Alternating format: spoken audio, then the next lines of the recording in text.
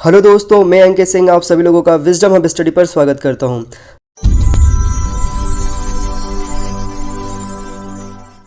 तो चलिए दोस्तों, अब हम शुरू करते हैं हमारा सेशन नंबर 60।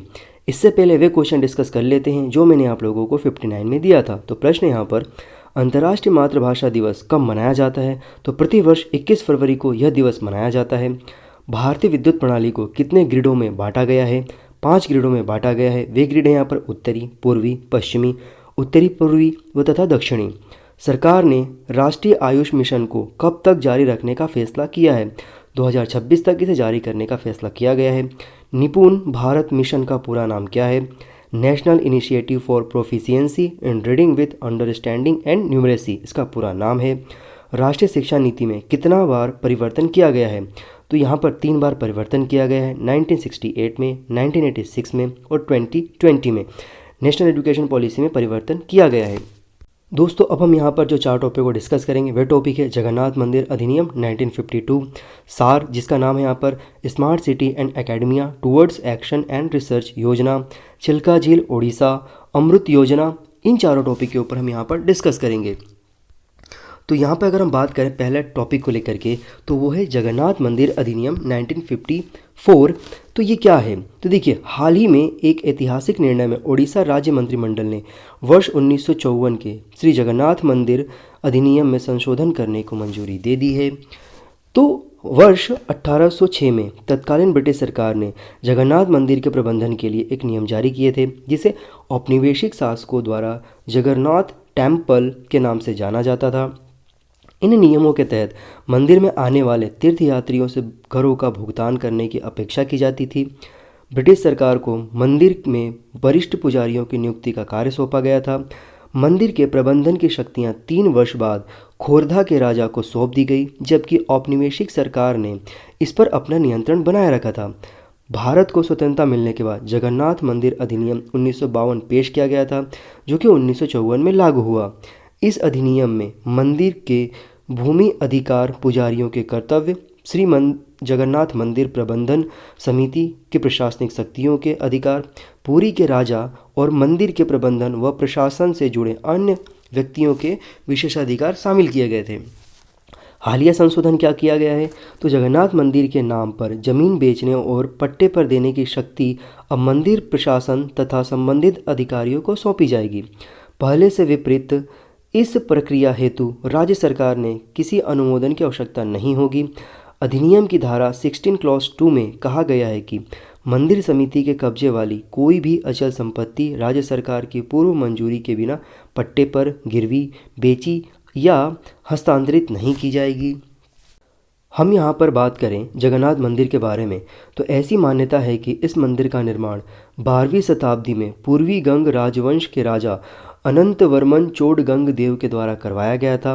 जगन्नाथपुरी मंदिर को यमनिका तीर्थ भी कहा जाता है, जहाँ हिंदू मान्यताओं के अनुसार पुरी में भगवान जगन्नाथ की उपस्थिति के कारण मृत्यु के देवता यम की शक्ति समाप्त हो गई है। इस मंदिर को सफ़ेद पैगोड़ा कहा जाता है। यह 4 धाम में से एक है। 4 धामों की बात करें तो बद्रीनाथ, द्वारका, पुरी, रामेश्वर शामिल है।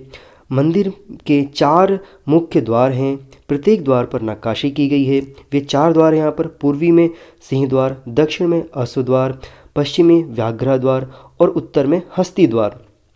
इसके प्रवेश द्वार के सामने अरुण स्तंभ या सूर्य स्तंभ स्थित है, जो मूल रूप से कोणार्क मंदिर के सूर्य में स्थापित किया गया है। यहाँ पर अगला टॉपिक है smart city and academia towards action and research, जिसका शॉर्टकट में नाम है सार। तो यह क्या है?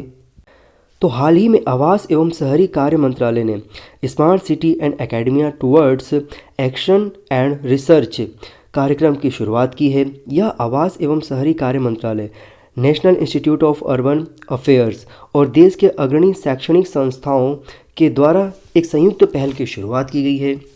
सार की अगर हम बारे में बात करें तो इस कार्यक्रम के तहत देश के 15 प्रमुख वास्तुकला और योजना संस्थान स्मार्ट सिटी के साथ मिलकर स्मार्ट सिटी मिशन द्वारा शुरू की गई एक ऐतिहासिक परियोजनाओं का दस्तावेजीकरण करेगा।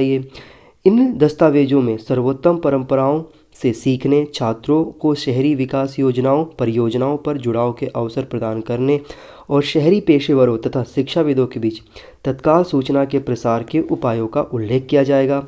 आवास एवं शहरी कार्य मंत्रालय और नेशनल इंस्टीट्यूट अर्बन अफेयर्स विशिष्ट ऐतिहासिक परियोजनाओं के लिए संस्थाओं व स्मार्ट शहरों के बीच संपर्क की सुविधा प्रदान करेंगे, जिन्हें कार्यक्रम के तहत दस्तावेज का रूप देना होगा। यहाँ पर सार के तहत परिकल्पित पहली गतिविधि स्मार्ट सिटी मिशन के तहत भारत में 75 ऐतिहासिक शहरी परियोजनाओं का एक समूह तैयार किया जाएगा।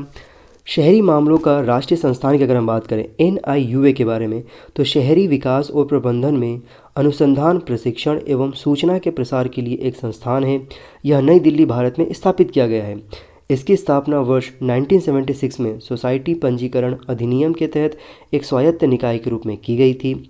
यह संस्थान आवास और शहरी मामलों के मंत्रालय, भारत सरकार, राज्य सरकारों और शहरी और क्षेत्रीय प्राधिकरणों तथा शहरी मुद्दों से संबंधित अन्य एजेंसियों द्वारा समर्थित है। यह स्मार्ट सिटी मिशन की अगर हम बात करें, तो यह नागरिकों के लिए स्मार्ट परिणाम सुनिश्चित करने के साधन के रूप में स्थानीय विकास और प्रौद्योगिकी का उपयोग कर आर्थिक विकास को बढ़ावा देने और लोगों के जीवन की गुणवत्ता में सुधार करने हेतु यहाँ पर जो आवासीय मंत्रालय है के तहत एक केंद्रीय प्रायोजित योजना है। इसका उद्देश्य क्या है? तो इसका उद्देश्य उन शहरों को बढ़ावा देना है जो मूल बुनियादी ढांचा प्रदान करते हैं और अपने नागरिकों को स्वच्छ एवं टिकाऊ वातावरण तथा स्मार्ट समाधान के अनुप्रयोग द्वारा अच्छी गुणवत्ता युक्त जीवन प्रदान करते हैं। फोकस एरिया की बात करें तो सतत और समावेशी विकास तथा कॉम्पैक्ट क्षेत्रों पर प्रभाव को देखने के लिए एक परितिकृति मॉडल का निर्माण करना, जो कि अन्य महत्वाकांक्षी शहरों हेतु एक प्रकाश स्तंभ के रूप में कार्य करेगा। एकीकृत कमान और नियंत्रण केंद्र की अगर हम बात करें, तो यह एक समेकित तरीके से बेहतर स्थितिजन्य जागरूकता के साथ वास्तविक समय डेटा संचालन, संबंधित निर्णय लेने हेतु मानकीकृत शहरों को न्यूनतम और अधिकतम डेटा से लैस करेगा। ICCC के नागरिकों के दैनिक जीवन में सकारात्मक प्रभाव लाने पर ध्यान केंद्रित करते हुए विशिष्ट परिणाम प्रदान करने की अपेक्षा की जाती है इसके अंतर्गत। तो आप समझ सकते हैं कि यह योजना कितना महत्वाकांक्षी है स्मार्ट सिटी के लिए। अगला टॉपिक है यहाँ पर चिल्का झील, जो कि ओडिशा में है। तो चिल्का झील के लिए एक जल पक्षी स्थिति सर्वेक्षण 2020 के अनुसार लगभग 11 लाख जल पक्षी और आर्द्र भूमि पर निर्भर अन्य प्रजातियां इस झील की तरफ आगे आती हैं और यहाँ पर अपना समय व्यतीत करती हैं, ऐसा जानकारी प्राप्त किया गया है।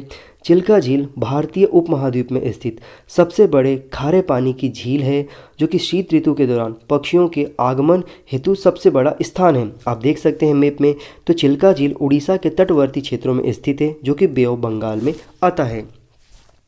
चिल्का झील के बारे में अगर हम बात करें, तो चिल्का एशिया का सबसे बड़ा और विश्व का दूसरा सबसे बड़ा लैंगून झील है। शीतकाल के दौरान भारतीय उपमहाद्वीप में प्रवासी पक्षियों को आकर्षित करने वाला सबसे बड़ा मैदान होने के साथ ही यह पौधों और जानवरों की कई संकटग्रस्त प्रजातियों का निवास स्थान है। वर्ष 1981 में चिल्का झील को रामसर कन्वेंशन के तहत अंतर्राष्ट्रीय महत्व का पहला भारतीय आर्द्रभूमि नामित किया गया था। चिल्का में प्रमुख आकर्षण इरावदी डॉल्फिन है, जिसे अक्सर सातपाड़ा द्वीप के आसपास देखा जाता है। लैंगून क्षेत्र में लगभग 16 वर्ग किलोमीटर में फैला नलबाना को वर्ष 1987 में पक्षी अभयारण्य के रूप में घोषित किया गया था। कालीजई मंदिर यह चिल्का झील के एक द्वीप में स्थित है। चिल्का झील कैस्पियन सागर, बैकाल झील, एरल सागर, रूस के सुदूर हिस्सों, मंगोलिया के किर्गिज स्टेप्स, मध्य और दक्षिणी पूर्व एशिया, लद्दाख तथा हिमालय से हजारों मील दूर प्रवास करने वाले पक्षियों की मेजबानी करता है। यहाँ मौजूद विशाल मिट्टी के मैदान और प्रचुर मात्रा में मछली भंडार है, जिससे पक्षियों के लिए उपयुक्त संसाधन मिल जाता है जीवन यापन करने के लिए उनके, इसलिए वो माइग्रेट करके यहाँ पर आते हैं। भारत में प्रवासी प्रजातियों के बारे में अगर हम बात करें उनके आगमन को लेकर के, तो भारत कई प्रवासी पक्षियों और जानवरों का अस्थायी निवास स्थान माना जाता है। इनमें Amur falcons, bar headed geese, black necked crane, marine turtle, dugong, hump back whale आदि शामिल है। भारत ने मध्य एशियाई फ्लाईवे के तहत प्रवासी प्रजातियों के संरक्षण हेतु राष्ट्रीय कार्य योजना भी शुरू किया है, क्योंकि भारत प्रवासी प्रजातियों के संरक्षण का अभी समय का एक पक्षकार रहा है, जिसके तहत यहाँ पर जानवरों को और पक्षियों को संरक्षित किया जाता है। दोस्तों यहाँ पर जो अगला टॉपिक है वो है यहाँ पर अमृत योजना। तो यहाँ पर इसके बारे में हम बात करें तो हाल ही में प्रधानमंत्री ने कायाकल्प और शहरी परिवर्तन के लिए अटल मिशन अमृत 2.0 के दूसरे चरण का शुभारंभ किया है। यह योजना आवास और शहरी मामलों का मंत्रालय के लिए एक नोडल मंत्रालय है। ये इसके अंतर्गत यह कार्य करती है। अमृत मिशन के बारे में अगर बात करें तो अमृत मिशन को हर घर में पानी की सुनिश्चित आपूर्ति और सीवरेज कनेक्शन के साथ ही सभी को नल तक पानी की पहुंच सुनिश्चित करने के लिए जून 2015 में शुरू किया गया यह केंद्रीय प्रायोजित योजना है। अमृत 2.0 का लक्ष्य लगभग 4700 शहरी स्थानीय निकाय में सभी घरों में पानी की आपूर्ति के मामले में 100% कवरेज प्रदान करना है। इसका उद्देश्य स्टार्टअप्स और एंटरप्रेन्योरशिप को प्रोत्साहित करके आत्मनिर्भर भारत पहल को बढ़ावा देना इसके अंतर्गत शामिल है। अन्य उद्देश्यों की बात करें तो यह पानी की ज़रूरत को पूरा करने, जल निकायों को फिर से जीवंत करने, जल भ्रतों का बेहतर प्रबंधन, उपचारित अपशिष्ट जल का पुनः उपयोग करने के लिए अमृत मिशन की प्रगति सुनिश्चित करेगा, जिससे पानी की एक चक्रीय अर्थव्यवस्था को बढ़ावा मिलेगा। यह 500 अमृत शहरों में सीवरेज और सेप्टेज का लगभग 100% कवर प्रदान करेगा। उपचारित अपशिष्ट जल के पुनर्चक्रण और पुनः उपयोग से शहरों की कुल पानी की ज़रूरत का 20% तथा औद्योगिक मांग का 40% पूरा होने की उम्मीद है। मिशन के तहत प्राकृतिक संसाधनों का टिकाऊ उपयोग सुनिश्चित करने के लिए स्वच्छ जल निकायों को प्रदूषित होने से बचाया जाएगा। जल के समान वितरण, अपशिष्ट जल के पुनः उपयोग और जल निकायों के मानचित्रण का पता लगाने के लिए शहरों में पेयजल सर्वेक्षण किया जाएगा। अमृत मिशन के पहले चरण के प्रदर्शन की अगर हम बात करें किस प्रकार से उसने कार्य किया और सफल रहा और कितना असफल रहा, तो अमृत मिशन के तहत शहरों में 1.14 करोड़ नल कनेक्शन के साथ कुल 4.14 करोड़ कनेक्शन किए गए थे। 470 शहरों में क्रेडिट रेटिंग का काम पूरा हो चुका है। इनमें 164 शहरों को निवेश योग्य ग्रेड रेटिंग IGR प्राप्त हुए हैं, जिसमें 36 शहर A या उससे ऊपर की रेटिंग वाले शामिल किए गए हैं। 10 शहरी आवासीय निकाय ने म्यूनिसिपल बॉन्ड के जरिए 3,840 करोड़ रुपए जुटाए हैं। ऑनलाइन भवन निर्माण अनुमति प्रणाली को 455 अमृत शहरों सहित 2,471 शहरों में लागू किया गया है। इस सुधार में वर्ष 2018 के विश्व बैंक की डूइंग बिजनेस इंडेक्स की भारतीय रैंकिंग 181 से वर्ष 2020 में 27 हो गई थी, जिसका परिणाम सामने आया। 89 लाख पारंपरिक स्ट्रीट लाइटों को ऊर्जा कुशल LED लाइटों में तब्दील किया गया, जिसके तहत यहां पर प्रतिवर्ष 195 करोड़ यूनिट की अनुमानित ऊर्जा बचत और कार्बन डाइऑक्साइड उत्सर्जन में प्रतिवर्ष 15.6 लाख टन की कमी आई है। यहाँ पर तो आप यहाँ पर देख सकते हैं कि अमृत योजना का जो पहला चरण है कितना लाभदायक साबित हुआ, उत्सर्जन कार्बन डाइऑक्साइड को लेकर के या फिर यहाँ पर प्रतिवर्ष कार्बन की जो मात्रा होती है उसकी कमी को लेकर के। अब दोस्तों यहाँ पर जो हमने 4 टॉपिक डिस्कस किए हैं उससे संबंधित कुछ प्रश्न हैं। मुझे उम्मीद है कि यदि आप लोगों ने इन सारे टॉपिक्स को ध्यानपूर्वक देखा है, पर सुना है, तो आप इन सभी प्रश्नों के जवाब कमेंट सेक्शन में आसानी से दे पाएंगे। तो प्रश्न यहाँ पर, किस वर्ष ब्रिटिश सरकार ने जगन्नाथ मंदिर के प्रबंधन के लिए नियम जारी किए थे?